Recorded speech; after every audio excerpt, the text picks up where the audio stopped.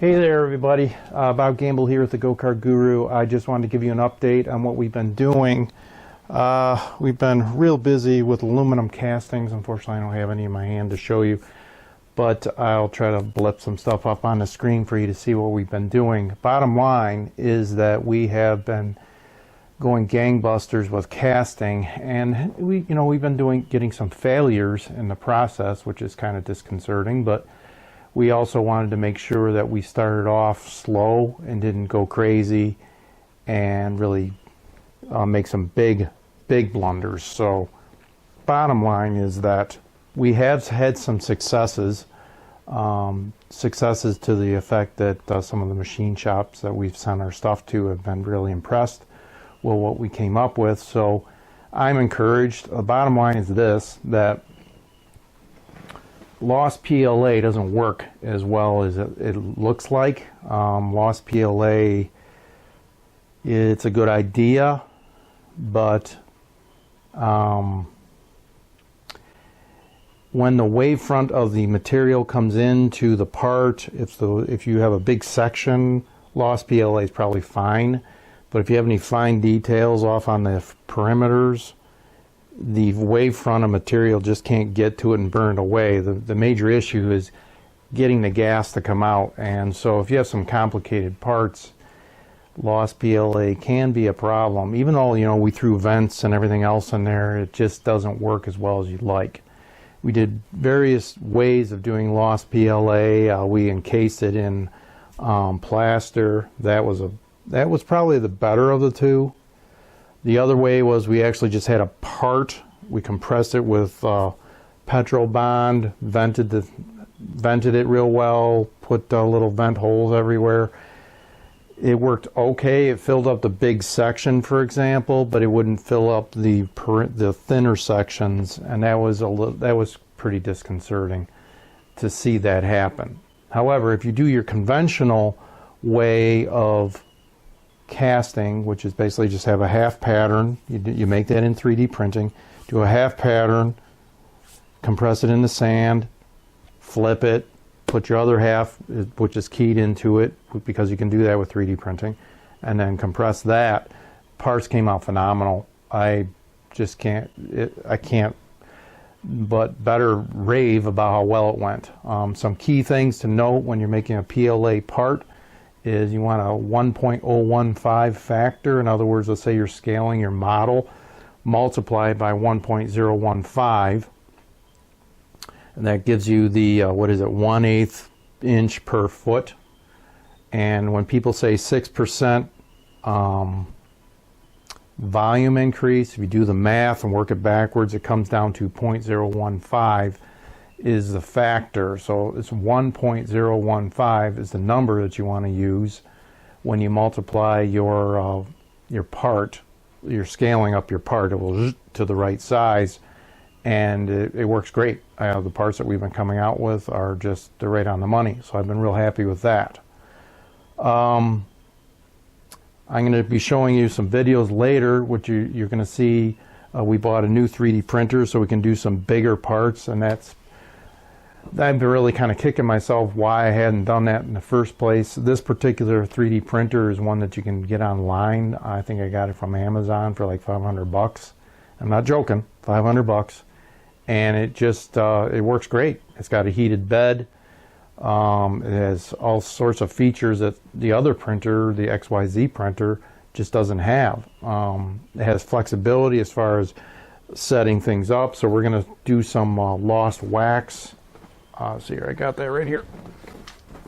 I got a free sample from machinablewax.com, and they gave me the settings that we should be using for the bed heat and for the feed rates and the head temps and all that. This Chiron can do that. It's fantastic. So I haven't tried it yet, but I'm anticipating it's going to work real great. We also have been doing some lost wax. That's where the machinable wax people came into play. I we were trying our lost foam process, and we may go back to that. But right now I'm doing the lost wax because I think it might be a little bit better as far as coming up with some actual product quicker. And the concept is this: we 3D printed a steering wheel, and then I basically painted it, sanded it, wet sanded it, came up with a steering wheel that's really representative of what we want to be molded. And then I made a silicone rubber mold of that, and it's complicated. It's essentially the same thing you're doing when you do sand casting. You basically put it down one half, we put clay all the way around the part, and put where the parting line would be, fill it up with silicone rubber, let it dry, it takes 24 hours, flip it over, peel off all the clay, make sure the part doesn't get pulled off, and then we pour on top of that. I think I have some documentation. We'll be showing that as I'm talking here. So then essentially we have a silicone rubber mold. Just so you have an idea of how much this stuff costs, a gallon of this material costs $100. So that's 231 cubic inches. I believe we used, for the steering wheel, we used about a gallon of material. So it turns out to be about $100 in silicone rubber. But the nice thing about this is that then I've got this cavity. So I was using this cavity to mold foam. And if that had worked, the foam parts are coming out fantastic. So that's why I'm kind of thinking we may go back to that, because all you'd have to do then is cover those foam parts with plaster of Paris, and then cook it out. Get it up to 15. I don't know how high I get it, and that's the other thing. I haven't tried any of that. But as far as I can see, if I could get a kiln from somebody, or buy one, or rent one. I've got a grill, an old grill. I was thinking I would just do some testing with that. I would just fire up the grill, get it to like 700 degrees, and hopefully that foam would just gone, which would actually be cheaper than using the wax. So that's why I like the foam, because it works real well with that silicone rubber mold. Now, getting back to the silicone rubber mold, we're using a lost wax process. I was a little disappointed when we filled it up, because there's bubbles and stuff inside the part when I filled it up. So that's why I'm encouraged by this filament stuff, because I might be able to at least do some small parts. You can do those in a snap, cover them with plaster of Paris, and be on your way. So the lost wax, I think, is going to work better for small stuff. I can see where patterns work really slick for bigger parts, getting them done quicker. For example, the model go-kart wheel that we're working on, the pattern half, that just came out really slick. I can't really say anything better than that. All I did was spray it with some spray paint.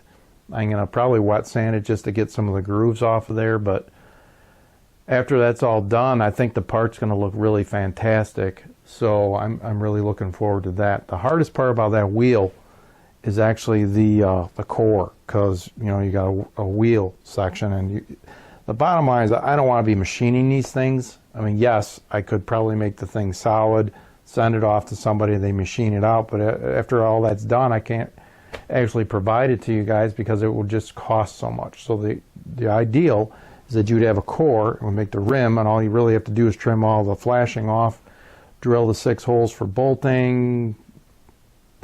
I have a $20 machine operation done by a guy, and that's it. So that's where we're at. On an aside, we are doing a brake system for a Model T go-kart. The brakes on Model T go-karts are just horrendous. They take rubber. It's a rubbing brake, and as you know in some of my articles, I'm not a real fan of them. They're not that great at all. They require a lot of force, and the rubbing brake on the Model T go-kart actually just compresses right in the tire and doesn't stop the go-kart at all. So it's actually kind of a hazard. So what I'm coming up with is a drum brake, and you can buy these. I think Skag makes them. They're a 6-inch band brake, that you can readily get online. And I'm going to probably just sell it as a kit anyway. So basically what it is a drum which mounts onto a standard wheel, and it clears everything. That's the big issue. And then you have a special bracket that's designed to hold one side of the drum of the band, and then another bracket which goes up and into the crank mechanism, which we would provide as well. So basically it'd be just a simple retrofit. You mount the drum, put on the band, mount the special brake adapter band thing that would mount onto the part that comes off, basically suspension part that comes off the frame.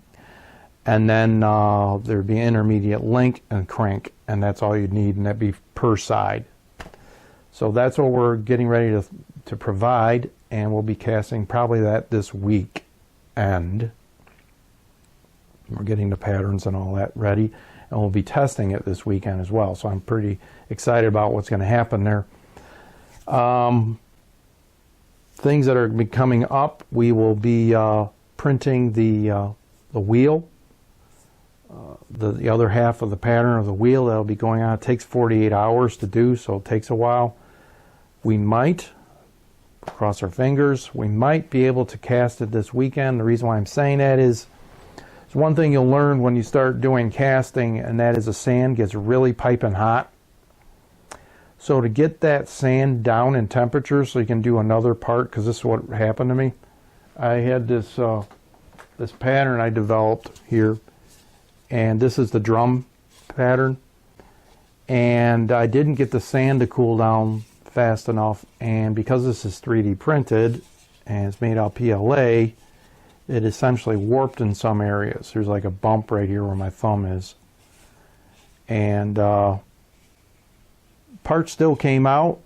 The machinist was able to machine that off. We'll probably still be able to use these parts fairly well because I have risers that come off of here anyway, so I'm not really worried. But what I'm trying to tell you is that if you're going to throw a pattern back in there and start packing sand around it, that sand being really hot will melt this. So one way to get your sand down in temperature is, if you have a garage floor, which kind of a large garage floor, just take all that sand and spread it over it, and the cold floor will suck all the heat out of the sand. You're going to have to let it sit for about half an hour, but then you can start doing your next project. That's the biggest thing. That's the biggest holdup I've found. I'm probably going to start investing in green sand. We'll see. I'm really happy with the Petrobond.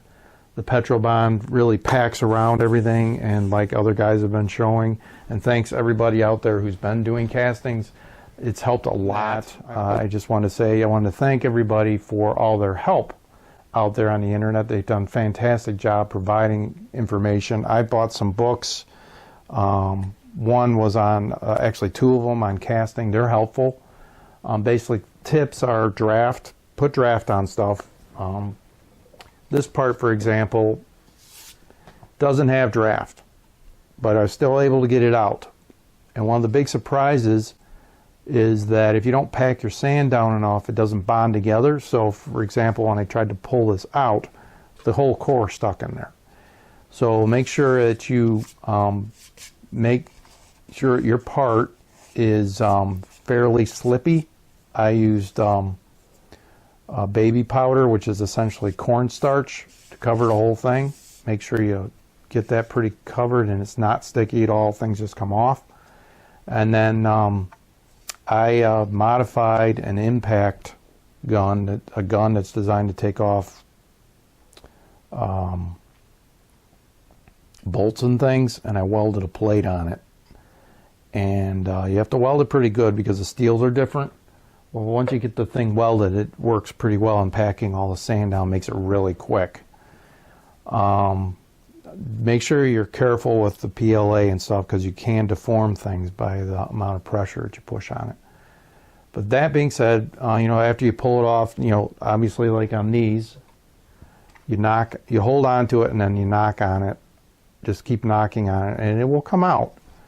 And The biggest problem I ran into is that the sand fell down into these cavities, and so when the mold comes out, you might get like a sand pile right here. So you'd have a divot in there. So what I did is I just tipped over the mold to let whatever grainy junk fall out. As far as sand buildup or whatever on this rim, the guy with the machine shop was able to pull that all off. So the best thing to do is have a vacuum on hand if you can. Gotta be careful because it will suck the sand corners right away, right off. So you just have to be real delicate and patient. Even this core right here worked out very well. So Petrol Bond, that stuff's great, packs together real good. It does react, it does start to act different when it gets hot.